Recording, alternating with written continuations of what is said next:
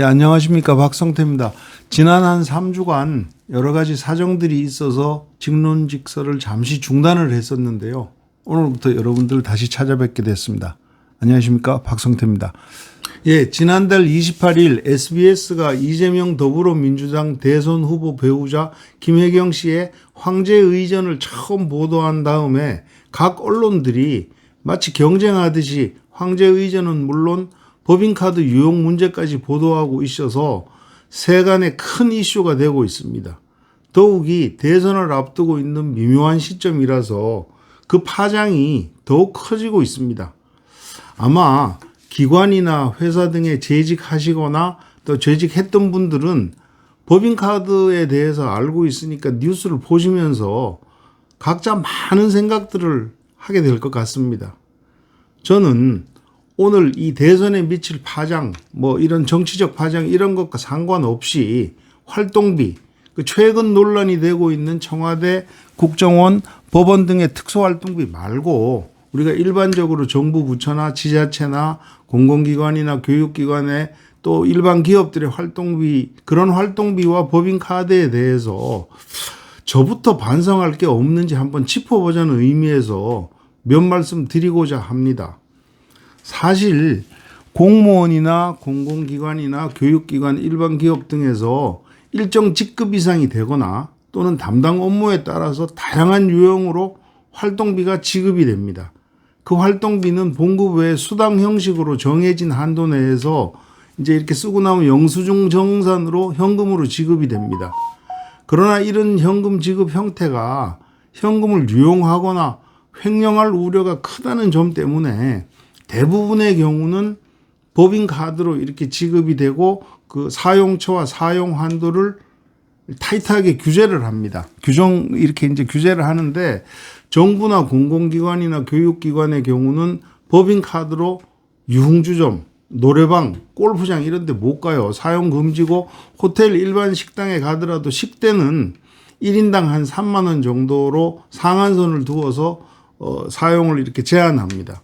근데 일반 기업의 경우는 대부분 유흥주점이나 골프장에서도 사용도 가능하고 상한선도 업무 회사 규모와 업무 상황에 따라서 다르기도 하지만 규모가 일반 기업의 경우는 굉장히 크죠.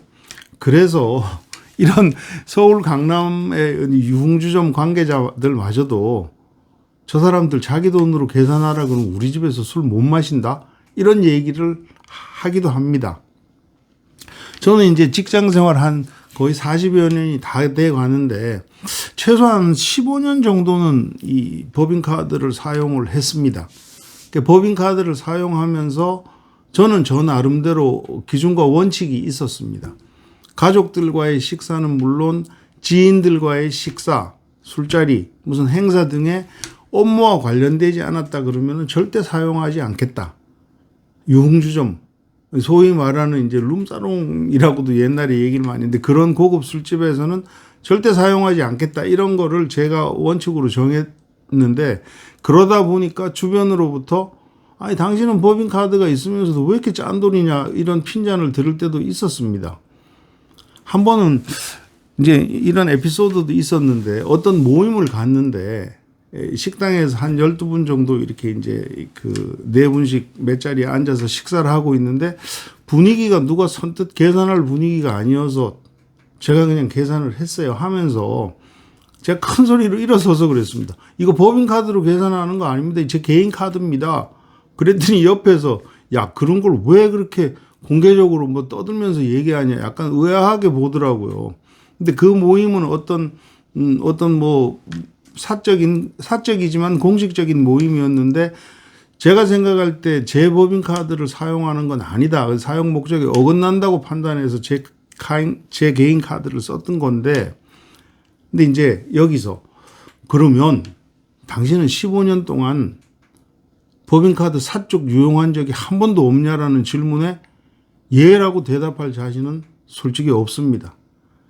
지인 모임이나 특히 각종 무슨 커뮤니티 모임에 참석하거나 또는 경조사 때 내가 속한 조직의 홍보라는 명분으로 법인카드를 사용한 적이 당연히 있습니다. 한두 번이 아니고 여러 번이죠. 뭐 여러 번 있었죠.